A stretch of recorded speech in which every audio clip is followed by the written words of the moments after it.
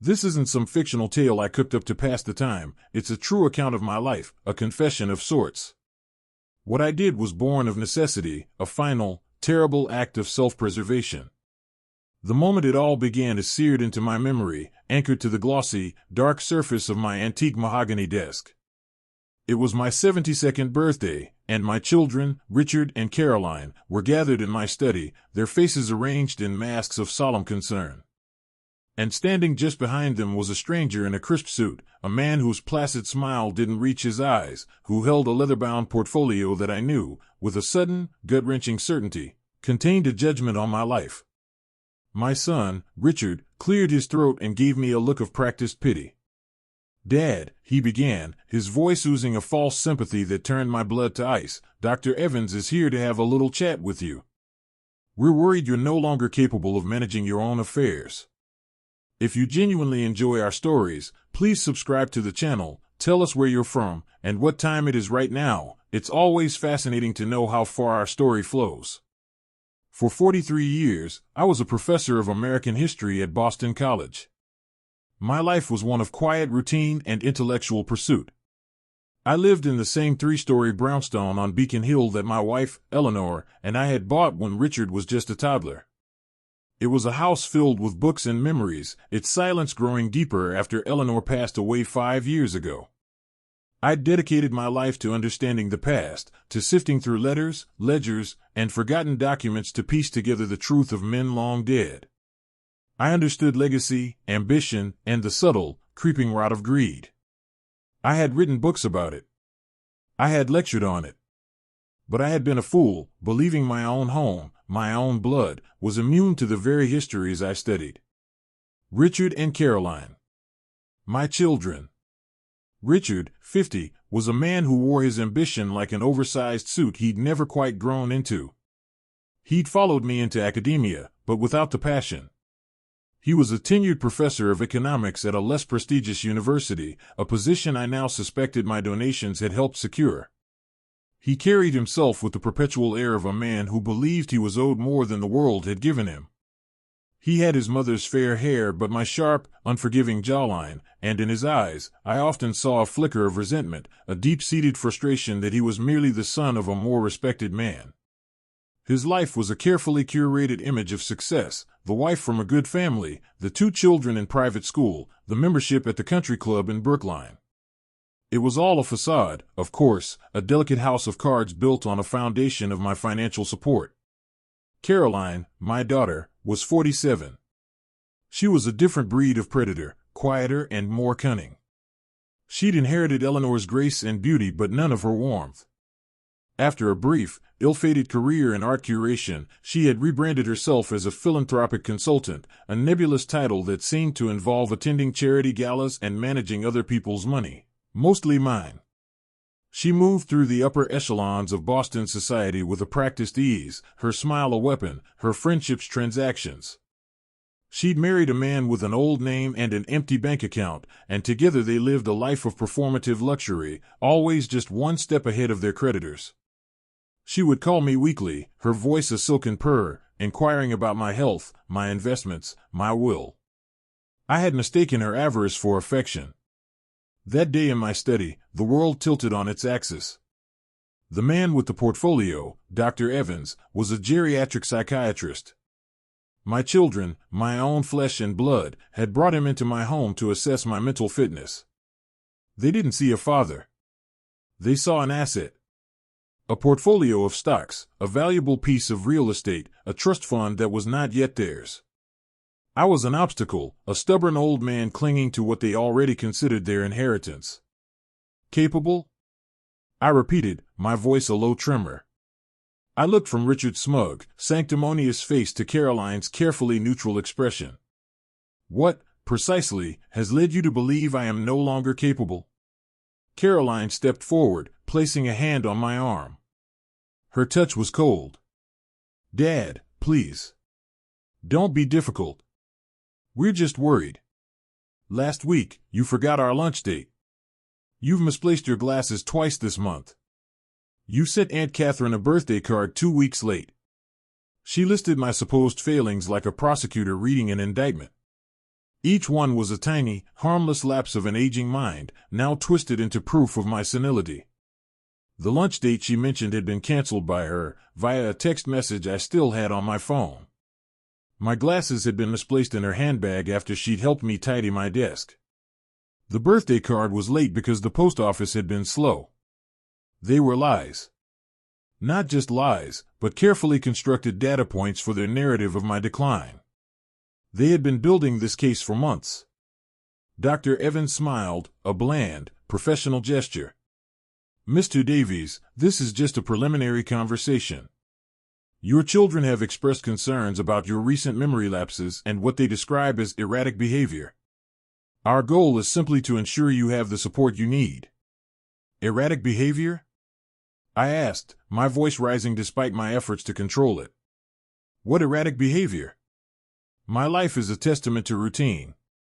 I wake at 6, I read the Boston Globe and the Wall Street Journal, I walk for an hour on the Esplanade, and I spend my afternoons in this very room, working on my research. The only thing erratic in my life is the sudden appearance of a psychiatrist in my study on my birthday. Richard sighed dramatically. See, doctor? This is what we mean. He gets agitated. Defensive. He refuses to acknowledge that he's getting older. The trap was elegant in its cruelty. If I argued, I was agitated and confused. If I remained silent, I was withdrawn and disconnected. They had rehearsed this. Every line, every feigned expression of concern, was part of a script designed to lead to one conclusion, that Arthur Davies was no longer fit to control his own destiny. They wanted power of attorney. They wanted to become the custodians of my life, the gatekeepers of my wealth. And once they had that, it would be a short, direct path to placing me in the most expensive, out-of-the-way assisted living facility they could find, leaving them free to carve up my estate like a Thanksgiving turkey. I looked at the mahogany desk between us. My great-grandfather, a sea captain, had brought it back from London in 1888. It had been in my family for over a century.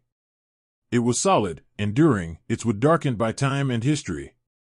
On it sat a framed photograph of Eleanor and me, taken on our 40th anniversary.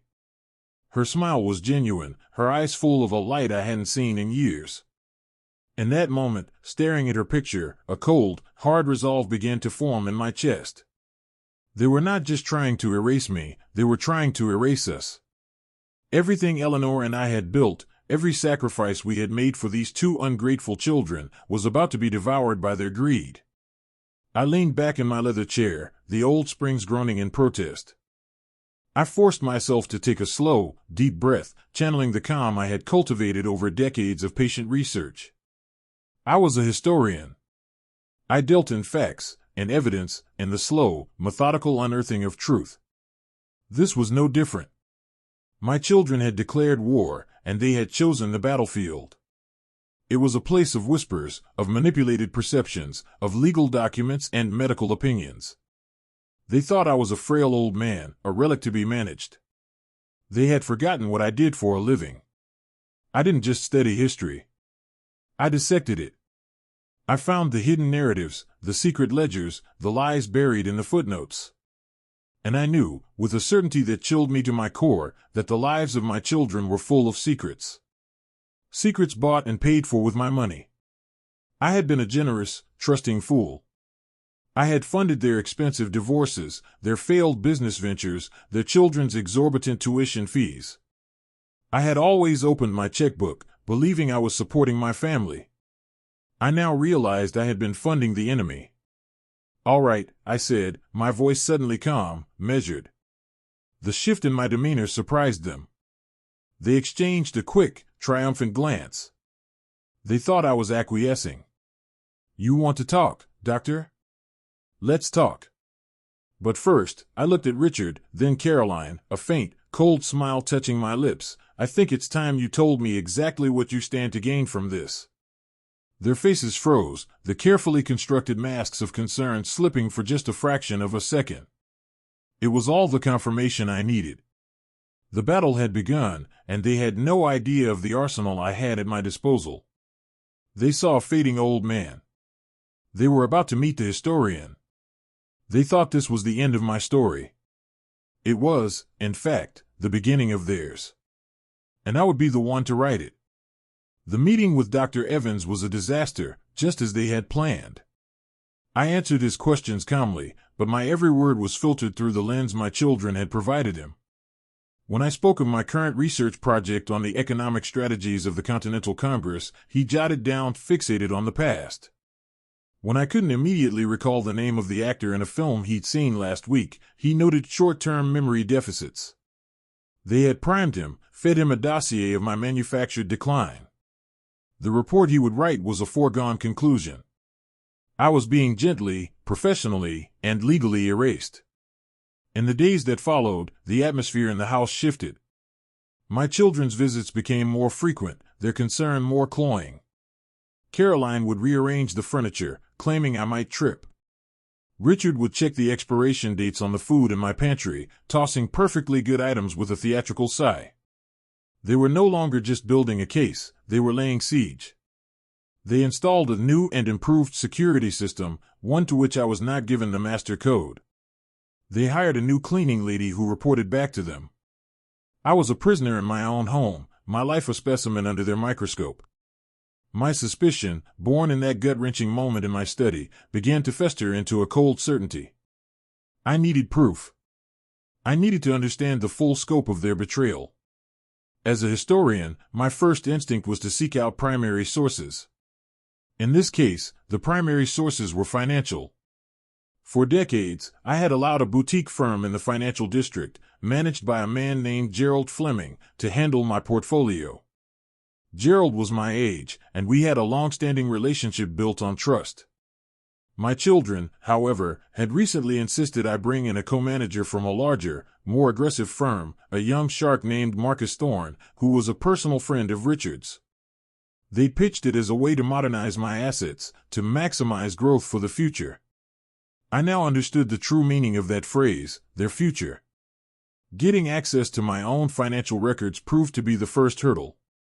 When I called Gerald Fleming's office, I was politely stonewalled. His assistant informed me that Mr. Thorne was now the primary point of contact for my account and that all inquiries had to be routed through him, as per new protocols. When I called Marcus Thorne, he was perpetually in a meeting. My emails went unanswered. They were walling me off from my own money. It was time to stop playing by their rules. I waited until I knew Richard and his family were on their annual skiing trip in Aspen, a trip, I noted with a bitter taste in my mouth, that was funded by a dividend distribution from my investment account that I had certainly not authorized. I took a taxi to a small, independent computer store in Cambridge, the kind run by intense young people who spoke a language of code and hardware that was mostly foreign to me. I explained my needs to a young woman with purple hair and a nose ring. I told her I was an author who needed to protect his work from prying eyes. I needed a laptop that was completely secure, untraceable, and a device that could discreetly scan documents. I paid in cash, a thick wad of bills I'd been keeping in my safe for emergencies. This, I thought grimly, qualified as an emergency. Back in my study, with the new security system temporarily disabled using the simple trick of cutting the power at the main breaker for 10 seconds, a flaw the installers had assured me didn't exist, I began my first real act of espionage. My target was Richard's home office. He lived in a sprawling colonial in Newton, a monument to his perceived status. I still had a key, a relic from a time when I was a welcome grandfather, not a doddering liability. Letting myself into the silent, cold house felt like a violation, but I pushed the feeling down. Desperate times. Richard was meticulous, but he was also arrogant. He would never imagine his confused old father capable of such an intrusion. His office was as I expected, ostentatious and obsessively tidy. A massive oak desk dominated the room, on it a sleek, expensive computer. I knew I wouldn't be able to access that. But Richard was also old-fashioned in some ways. He liked paper. He liked to see his success in physical form. I started with his filing cabinet. It was locked, but the key, as I had guessed, was in the top left drawer of his desk, tucked under a tray of gold-plated paperclips. The first folder was labeled Davies Trust. Inside, my blood ran cold.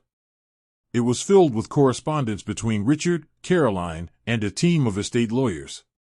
They were already drafting documents to break my trust, exploring legal loopholes to bypass the stipulations I had put in place to protect the principal for my grandchildren. They were discussing selling the Beacon Hill house, my home, as soon as they had control. One email from Caroline to Richard was particularly chilling. We need to accelerate the timeline with Evans. The market is peaking, and we can't afford to let him sit on that property for another year. Every day we wait is money lost. Not a word of concern for my welfare. I was a stubborn tenant in their future investment property. I used the portable scanner, a slim wand that I passed over each page, the device silently capturing the images and storing them on an encrypted flash drive. Page after page of methodical, cold-hearted planning. Then I found another file, this one tucked away at the back, labeled Personal Accounts. It wasn't about me. It was about him. Bank statements, credit card bills, letters from creditors. Richard, the successful economics professor, was drowning in debt. There were margin calls from a brokerage I didn't recognize, threatening letters about a high-risk commodities fund that had imploded. There were credit card statements detailing staggering expenses, $5,000 dinners at Minton, custom suits from a tailor on Newberry Street, leases for 2 luxury cars. He was living a lie, and he was using my money as his personal lifeline, siphoning off funds through the new co-manager Marcus Thorne. The most damning discovery was a set of bank transfers from an offshore account in the Cayman Islands. Large, 6-figure sums were being moved into a separate, hidden account under Richard's name. It was a classic money laundering scheme, and the source of the funds appeared to be a shell corporation I'd never heard of. But the address for the corporation was one I recognized. It was the same address as Marcus Thorne's investment firm. Thorne wasn't just helping Richard steal from me, they were running a much larger, much more illegal operation together. My son, the man who wanted to declare me incompetent to protect my assets, was an embezzler and a fraud. I packed everything away, leaving the office exactly as I had found it. As I drove back to Beacon Hill in a taxi, the encrypted drive felt like a lead weight in my pocket. The betrayal was deeper and darker than I could have ever imagined. This wasn't just about greed. This was criminal. And Caroline was in on it. Her signature was on some of the early legal documents, and I found a separate folder with her name on it, detailing a series of consulting fees paid by a developer who was known for buying political influence. The fees were suspiciously large, paid for advisory services on projects that were swiftly and controversially approved by the city's zoning board. She was selling access, and I had a sickening feeling that the developer was also one of Thorne's clients. It was a web of corruption, and my children were at the center of it. That night, I didn't sleep. I sat in my study, the new, untraceable laptop open on my great-grandfather's desk. The evidence I had collected was spread out before me, a constellation of deceit. They thought I was losing my mind. But my mind had never been clearer. They saw me as a relic from the past, a dusty old book on a shelf. They had forgotten that old books contain wisdom, history, and sometimes, the power to burn an entire world to the ground. The initial shock was wearing off, replaced by a cold, methodical anger. This was no longer just about defending myself. It was about justice. The historian in me was awakened. I had my primary sources. I had the damning evidence. But I knew this wasn't enough. They had lawyers, doctors, and the veneer of respectability on their side. They would paint me as a confused, vindictive old man, and this evidence as the paranoid fantasy of a deteriorating mind. To win this war, I couldn't just present the truth. I had to build an ironclad, inescapable case. I needed to know everything. Every secret, every debt, every lie. I took a sip of cold tea and began to type. My first search query was simple: Anya Sharma, attorney at law. She was a name I'd seen on a legal blog, a young lawyer known for taking on complex financial fraud cases against powerful institutions. She was described as tenacious, brilliant, and utterly relentless. She was exactly what I needed. They had their army of high-priced corporate lawyers. I was about to hire a giant killer. The hunt was on. Anya Sharma's office was not the mahogany-paneled fortress I expected. It was a small, bright space in a converted warehouse in the Seaport district, with exposed brick walls, modern art, and a view of the harbor. The air smelled of strong coffee and ozone. Anya herself was a woman who defied expectations. She was young, perhaps in her early 30s, with sharp, intelligent eyes that seemed to miss nothing. She wore a simple black dress, her dark hair pulled back in a severe bun. She listened to my story without interruption, her gaze fixed on mine, her expression unreadable. I laid it all out: the ambush with the psychiatrist, the financial blockade, my clandestine raid on Richard's office, and the evidence I had copied onto the encrypted flash drive. When I finished, she was silent for a long moment, her fingers steepled under her chin. I felt a flicker of doubt. Perhaps she thought I was exactly what my children claimed I was, a paranoid old man with a vendetta. "Mr. Davies," she said finally, her voice crisp and direct. "This is quite an accusation." "It is not an accusation," I replied, my voice firm. "It is the beginning of an investigation. I am a historian. I trade in facts. The documents on that drive are facts." She took the flash drive and plugged it into her laptop. For the next 20 minutes, she read, her eyes scanning the documents, the emails between my children, the legal drafts, Richard's damning bank statements, the offshore transfers. The silence in the room was absolute, broken only by the soft clicking of her keyboard as she navigated the files. I watched her face, searching for a reaction. I saw none, only intense, unwavering focus. Finally, she looked up, and for the first time, I saw something in her eyes, a flicker of cold, professional fury. "They're not just trying to steal your money, Mr. Davies," she said. "They're building a legal cage for you. The petition for conservatorship is the lock. Dr. Evans's report is the key. Once they have it, they can control everything. Your finances, your medical care, even who you're allowed to see.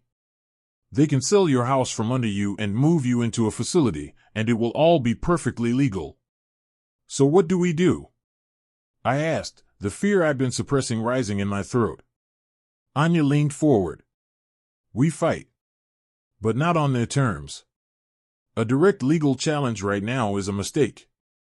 They have the narrative. Concerned children protecting their ailing father. It's a compelling story for a judge.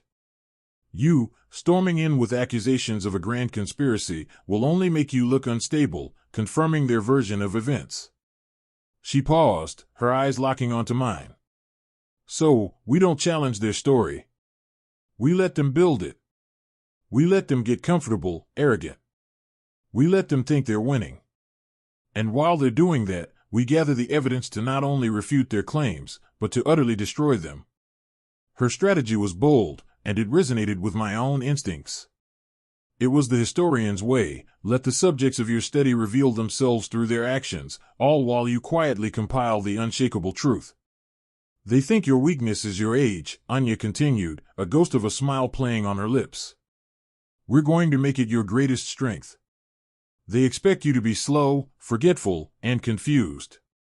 You will be precise, meticulous, and invisible. You will play the part they have written for you. Be a little more forgetful. Seem a little more confused. Let them think their plan is working perfectly. It will make them careless." In the weeks that followed, I became the finest actor of my long life. I embraced the role of the gently declining patriarch. When Caroline came to visit, I would ask her the same question twice.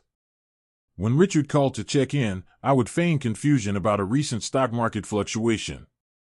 I let them guide me, help me, manage me. I watched as they grew more confident, their condescension blossoming into outright arrogance. They would speak about my affairs in front of me as if I weren't there, their voices hushed but their words sharp. They were vultures, circling, waiting for me to fall. Meanwhile, behind the facade, Anya and I were building our war chest. She hired a forensic accountant, a quiet, unassuming man named Kenji Tanaka, who could trace money through the most labyrinthine corporate structures. Working from the documents I'd liberated from Richard's office, Kenji began to unravel the full extent of the fraud. Marcus Thorne's investment firm was the hub of a massive criminal enterprise. He was taking money from wealthy clients like me, funneling it into high-risk, speculative ventures and offshore accounts, and paying out fake dividends to keep everyone happy, a classic Ponzi scheme. Richard wasn't just a beneficiary, he was an active participant, helping to recruit new investors and launder the proceeds. My daughter, Caroline, was implicated as well, though her corruption was of a different flavor. The consulting fees she was receiving were, as I suspected, bribes. The developer she was advising was a client of Thorne's, and he was using Caroline's social connections and my family name to gain access to city officials, securing lucrative zoning variances for his projects. She was laundering her reputation for cash. Anya's team was relentless. They were my secret army, working in the shadows while I played the part of the doddering old fool. An investigator she hired, a former police detective named Sal, began surveillance. He was a ghost, capturing photographs of clandestine meetings, Richard meeting with Thorne at a discreet bar in the Four Seasons, Caroline having a far too intimate lunch with the developer at a secluded table at L'Espalier. Every piece of evidence was another stone in the foundation of our case. The villains of this story, my children, seemed untouchable. They moved through the world with the unshakable confidence of the wealthy and powerful. Richard was giving lectures on financial ethics while embezzling from his own father. Caroline was hosting charity fundraisers for homeless shelters while taking bribes to approve luxury high-rises. Their hypocrisy was breathtaking. They were protected by a wall of money, privilege, and lawyers. They believed they were invincible. Their arrogance was their greatest vulnerability. The turning point, the moment my resolve hardened from a desire for justice into a need for absolute retribution, came on a rainy Tuesday in April. Richard had stopped by the house unannounced. He found me in the study, staring out the window at the rain-slicked cobblestones of Louisburg Square. "Dad," he said, his voice laced with that familiar, infuriating brand of feigned patience. "Caroline and I have been looking at some places. Just exploring options, you know. There's a wonderful facility up in the Berkshires, beautiful grounds, excellent care. They have a library, and you could continue your research there." I turned to face him slowly. "A facility?" "A retirement community," he corrected himself quickly.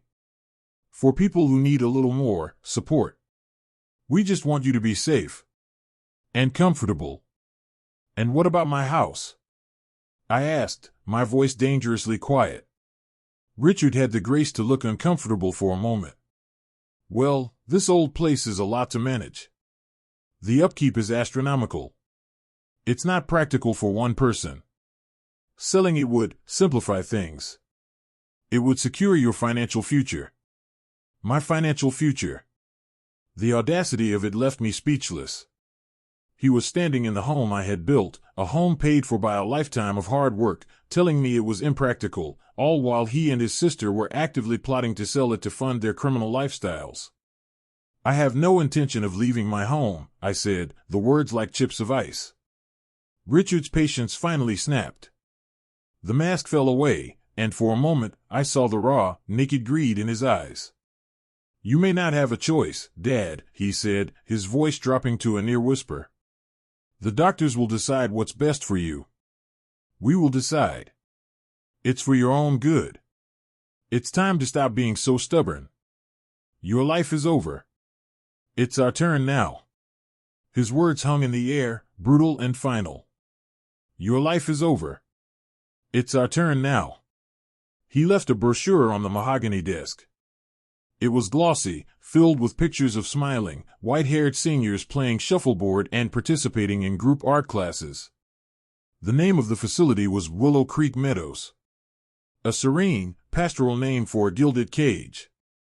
After he was gone, I stood in the silent study for a long time. The rain beat against the window panes. He hadn't just insulted me. He hadn't just threatened me. He had pronounced me dead. He had dismissed my entire existence as a prelude to his own. In that moment, something inside me broke. The part that still held out a shred of hope for my children, the part that still loved the memory of the little boy who used to hold my hand, died. It was replaced by something cold, hard, and absolute. This was no longer about defending my home or my money. This was about eradication. Anya's plan was good. It was strategic. It would bring them down legally and financially. But it wasn't enough. I didn't just want to defeat them in a courtroom. I wanted to burn their world to the ground. I wanted to obliterate the fraudulent lives they had built. I wanted to destroy their reputations, their friendships, their very sense of self. He had said my life was over. He was wrong. It was just beginning. And I would dedicate every remaining day of it to orchestrating their ruin. I picked up the phone and called Anya. The plan has to change, I said, my voice devoid of all emotion. It's not enough to win. We have to annihilate them. I want to take everything. Their money, their careers, their standing in this city. Everything. There was a pause on the other end of the line. Then Anya's voice came back, steady and calm. All right, Arthur. Tell me what you have in mind. The historian was done gathering facts. It was time to write the final chapter. My new plan began to take shape not in a courtroom, but in the quiet, hallowed halls of the Boston Athenaeum, one of the oldest independent libraries in the United States. I was a member for 50 years.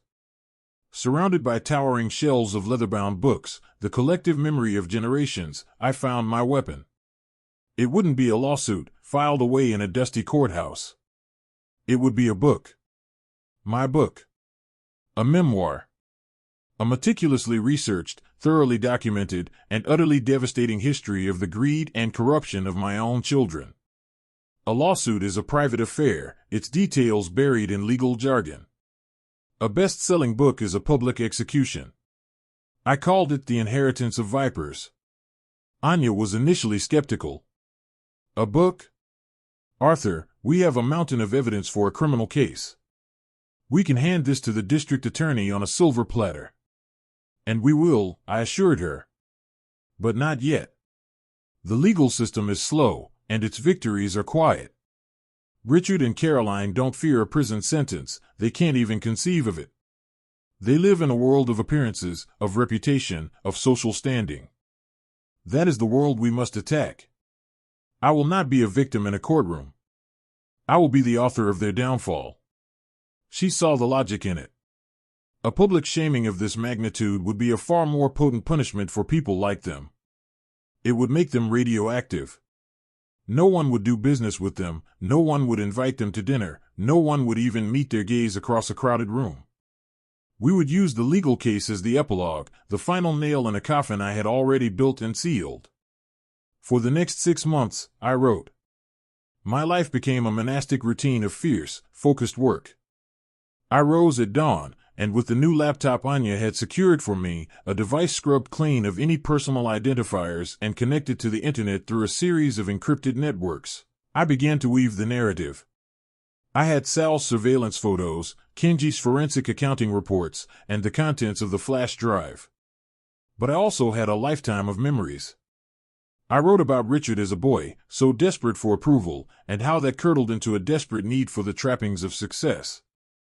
I wrote about Caroline's childhood jealousy of her brother, how it morphed into a cold, transactional view of all human relationships.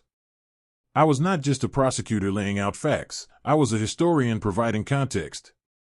I painted a portrait of a family's decay, of how old money and new greed could rot a family from the inside out. I was honest about my own failings, my own blindness. I had been an absent father at times, more absorbed in my work than their lives. I had been a fool, placating them with money instead of addressing the flaws in their character. My confession would give the book its power, its ring of tragic authenticity. Every claim was backed by an appendix of evidence. Richard's offshore bank statements were reproduced in full. Transcripts of secretly recorded conversations, captured by Sal, who had befriended a disgruntled waiter at one of Richard's favorite restaurants, were included. In one recording, Richard boasted to Marcus Thorne about how easy it was to manipulate his senile old father. Caroline's email exchanges with the corrupt developer were laid bare, her careful, coded language dissected and explained. Anya, acting through a series of shell corporations to hide my involvement, found a small, aggressive publisher in New York known for rushing out explosive, controversial books. They saw the manuscript and the evidence and knew they had a bombshell on their hands. We set a publication date for early October. The trap was being laid. All the while, I continued my performance. I allowed Richard and Caroline to drag me to more doctor's appointments. I sat through evaluations with neurologists and psychologists, all friends of Dr. Evans, all primed to find what my children wanted them to find. I let them win the small battles. They successfully petitioned the court for a temporary co-conservatorship, citing my frailty and increasing confusion. They now had legal control over my finances. Their victory felt total. Their arrogance was blinding. They held a party at Caroline's opulent townhouse on Commonwealth Avenue to celebrate their new responsibility. I was not invited. Sal, my investigator, managed to get a job as a bartender for the event. He recorded the toasts. I listened to them later, my heart a cold, heavy stone in my chest. To the future, Richard had said, raising a glass of champagne that my money had paid for. And to finally being able to give Dad the peace and quiet he deserves. The room erupted in polite, knowing applause. They were celebrating my living death. As the publication date approached, we began the final phase of the war. Anya, using her own network of contacts, leaked select details of the Ponzi scheme to a few trusted financial journalists. She didn't give them the whole story, just enough to get them digging into Marcus Thorne's firm. Simultaneously, she sent an anonymous tip to the Massachusetts Attorney General's office, pointing them toward the developer Caroline was in bed with.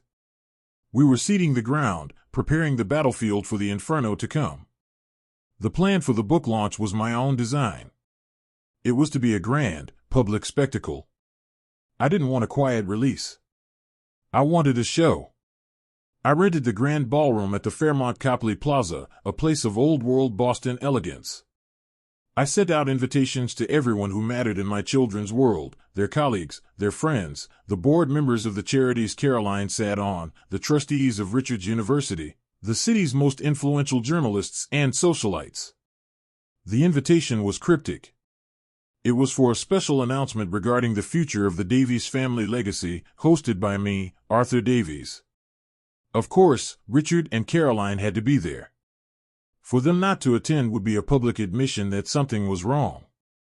They would have to sit in the front row, smiling and supportive of their dear old father, the man they now completely controlled. They assumed I was going to announce my retirement to Willow Creek Meadows and the establishment of some charitable foundation in their name. Their final, public triumph. The night of the event was cold and clear. I stood in the wings of the stage, looking out at the glittering crowd. The ballroom was packed. Boston society had turned out in force, drawn by the whiff of money and mystery. I saw Richard and Caroline in the front row, seated on either side of an empty chair reserved for me. They looked radiant, triumphant. Richard gave me a little wave, a gesture of patronizing encouragement. Caroline blew me a kiss. They had no idea they were attending their own funeral.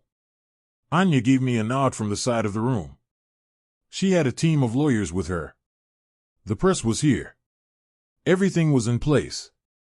My publicist, a sharp young woman from the publishing house, stepped up to the podium. "Ladies and gentlemen," she began, her voice echoing through the silent ballroom.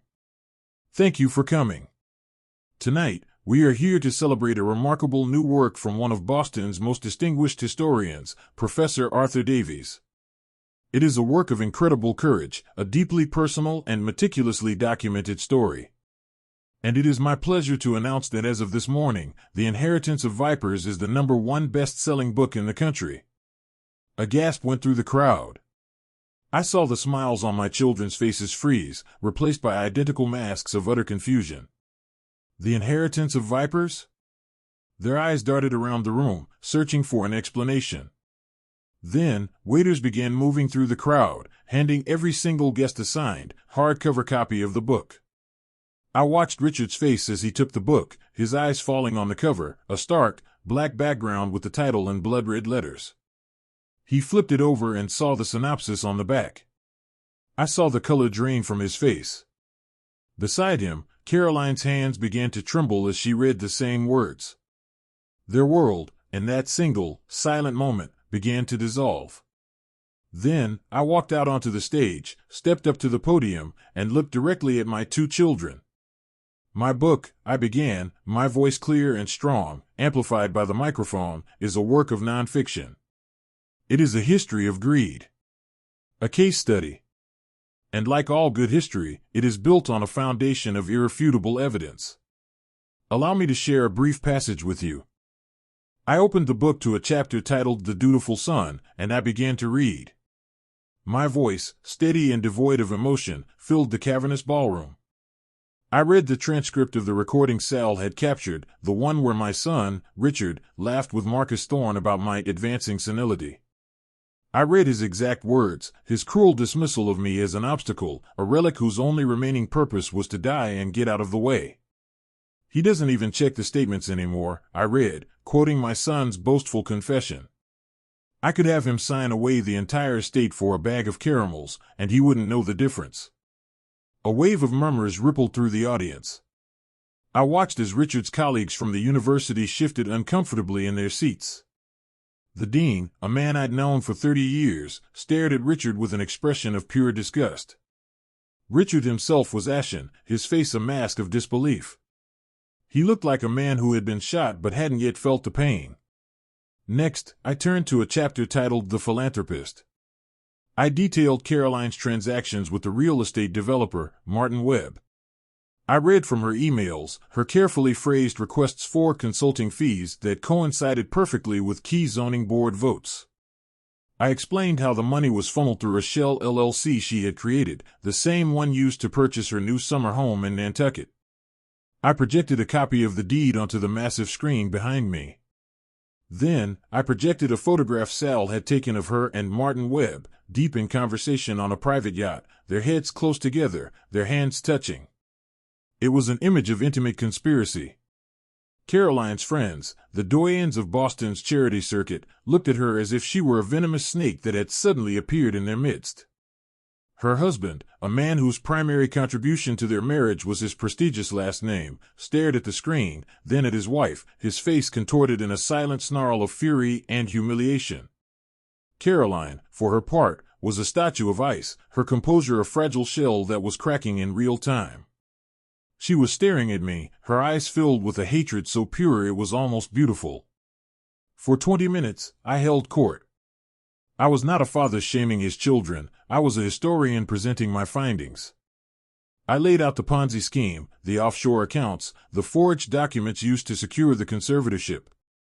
With every sentence, I stripped away another layer of their carefully constructed lives, revealing the rot and corruption beneath. The book in their hands was the indictment, my reading was the sentencing. When I finished, I closed the book and looked out at the silent, stunned audience. I looked past them, to the two people in the front row who were the sole reason for this gathering. They were trapped, pinned by the horrified stares of everyone they had ever sought to impress. As I said, I concluded, my voice dropping to a quiet, conversational tone, my book is a work of nonfiction. And all the evidence, every bank statement, every email, every recorded conversation, has been turned over to the United States Attorney's Office for the District of Massachusetts, and to the Enforcement Division of the Securities and Exchange Commission. I believe they, and Mr. Martin Webb's partners, will find the appendices particularly illuminating. That was the final blow. It wasn't just social ruin. It was legal and financial annihilation. On cue, Anya Sharma and two of her associates stood up from their table at the back. They began handing discreet envelopes to key people in the room, the university dean, the chairman of the board of Caroline's biggest charity, and several of Marcus Thorne's now former clients who were in attendance. The envelopes contained formal notice of forthcoming lawsuits. We weren't just exposing them, we were mobilizing their victims against them. Chaos erupted.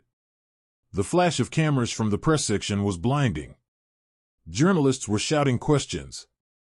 Richard, finally snapping out of his stupor, lunged to his feet. Lies. "These are the ravings of a sick, vindictive old man," he screamed, his voice cracking with desperation. But no one was listening. They had the book in their hands. They had seen the evidence on the screen. His denials were the pathetic flailings of a guilty man. Caroline's husband stood up, threw his copy of the book onto her lap, and walked out of the ballroom without a word. One by one, others began to follow, casting looks of pity and contempt at my children as they left.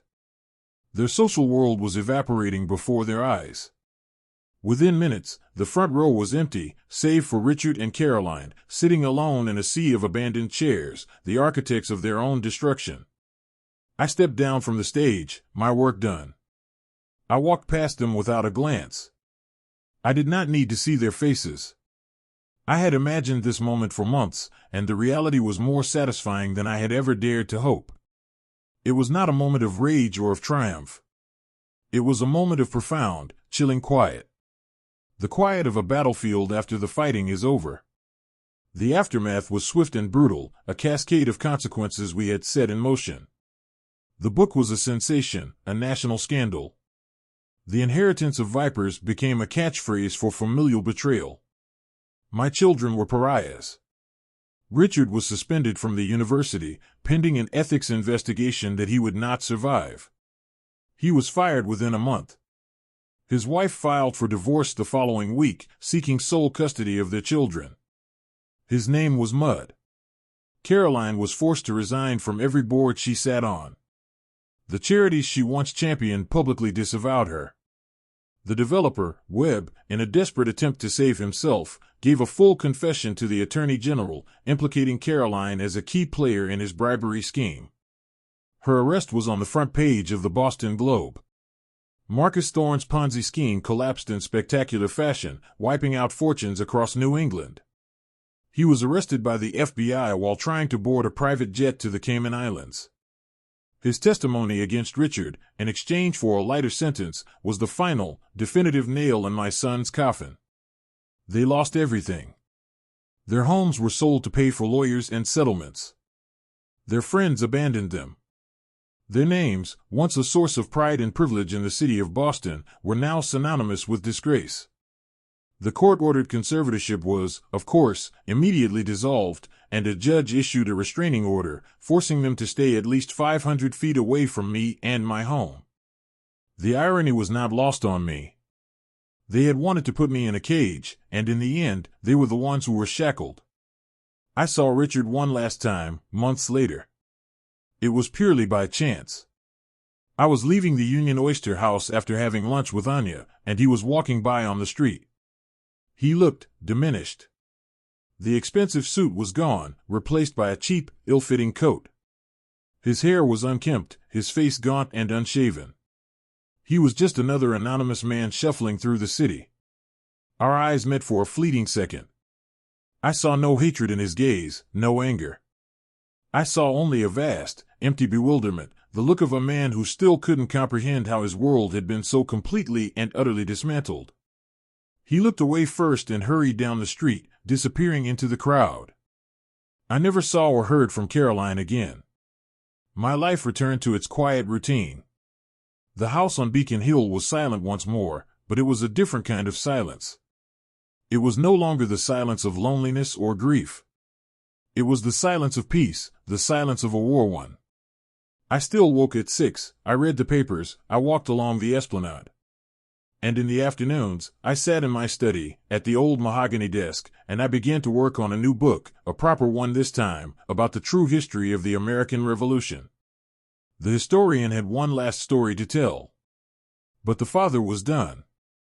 My children were gone, erased from my life as surely as if they had never existed. Sometimes, in the dead of night, I would think of them, not as the monsters they became, but as the children they once were. It was a fleeting thought, a ghost of a memory from a life that no longer belonged to me. My home is filled with books and memories, but it is empty of laughter. The end.